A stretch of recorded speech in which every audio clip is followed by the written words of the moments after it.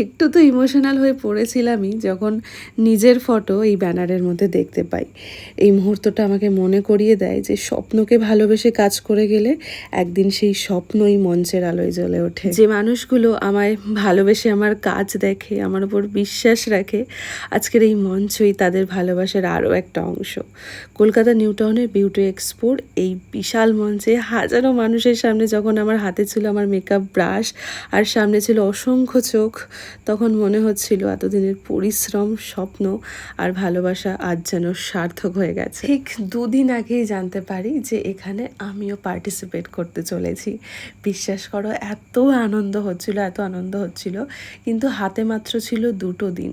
সেখানে অনেক কিছু আমার নিজের অ্যারেঞ্জমেন্ট করার কথা ছিল, কিন্তু আমার তার মধ্যে আবার চলছিল ব্রাইডাল মেকআপ। সবটা না কেমন যেন গুলিয়ে যাচ্ছিল। মনে হচ্ছিল আমি কি পারবো যেতে, বা আমি কি সবটা সময়ের মধ্যে কমপ্লিট করতে পারবো।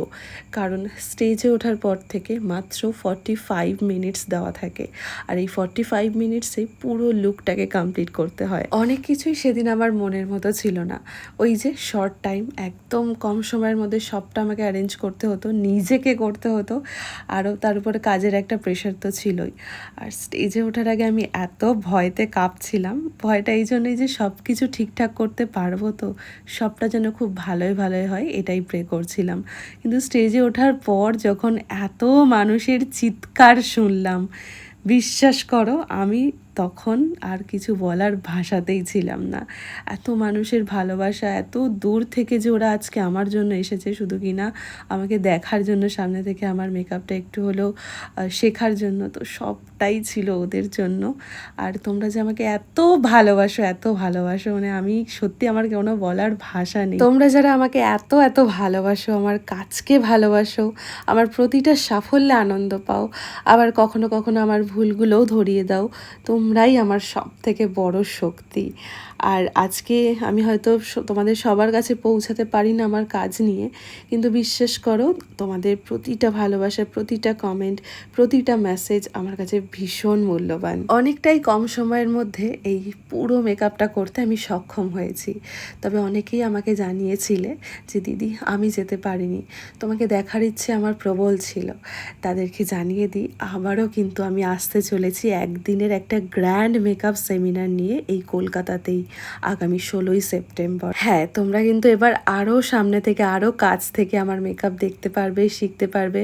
আমি কি প্যাটার্নে মেকআপ করি, বা সেটা কতটা লং লাস্টিং করে, রিয়েল ব্রাইডদের ওপরে কেমনভাবে কি সমস্ত কিছু করি, তার সমস্ত কিছু। আর এই সেমিনারটা কিন্তু হবে আগামী 16ই সেপ্টেম্বর। আমি তোমাদেরকে কন্ট্যাক্ট ডিটেলস এই ভিডিওর স্ক্রিনেই দিয়ে দিলাম। যারা এনরোল বা রেজিস্টার করতে চাও অবশ্যই করে নিও। আর শুধু তাই নয়, কলকাতা ছাড়াও কিন্তু বেশ কয়েকটি জায়গায় আমি আমার মেকআপ নিয়ে হাজির হব।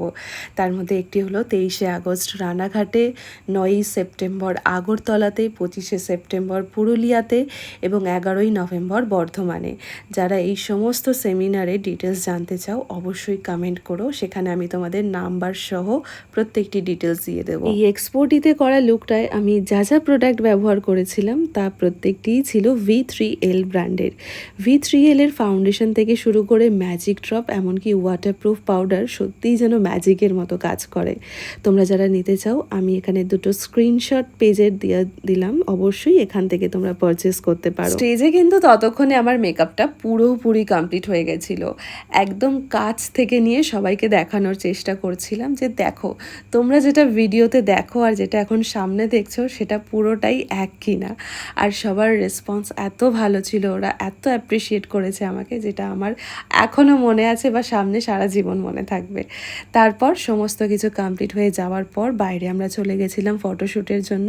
এখানে সেদিন আমার প্রচুর সময় ছিল, সেদিন আমার একটি ব্রাইডও ছিল, কিন্তু আনফর্চুনেটলি সেটি ক্যান্সেল হয়ে যায়, যার কারণে আমি পুরো দিনটাই এই এক্সপোতে দিতে পেরেছিলাম। তোমরা কিন্তু অবশ্যই জানিও যে আমার এই কমপ্লিট লুকটা তোমাদের কেমন লাগলো। একদম অন্যরকমভাবে সাজানোর চেষ্টা করেছি, আর ভীষণ সুন্দর লাগছিল আমার মডেলকে। আমার মডেল মডেলের নাম ছিল অঞ্জলি। অঞ্জলি ছাড়াও আমার রথের সারথির মতো হয়ে যারা আমার সাথে ছিল সেদিন, আমার দুজন স্টুডেন্ট সুব্রত একতা ভীষণভাবে আমাকে সাহায্য করেছিল। ওরা না থাকলে হয়তো পুরো জিনিসটা আমি খুব সুন্দরভাবে কমপ্লিট করতে পারতাম না। চলো তাহলে, খুব ভালো থেকো তোমরা, আর অবশ্যই আমার করা এই লুকটা কেমন তোমাদের লাগলো সেটা জানিয়ে যেও। দেখা হবে তোমাদের সাথে নতুন একটা ভিডিওতে, ততক্ষণে তোমরা খুব ভালো থেকো, সুস্থ থেকো।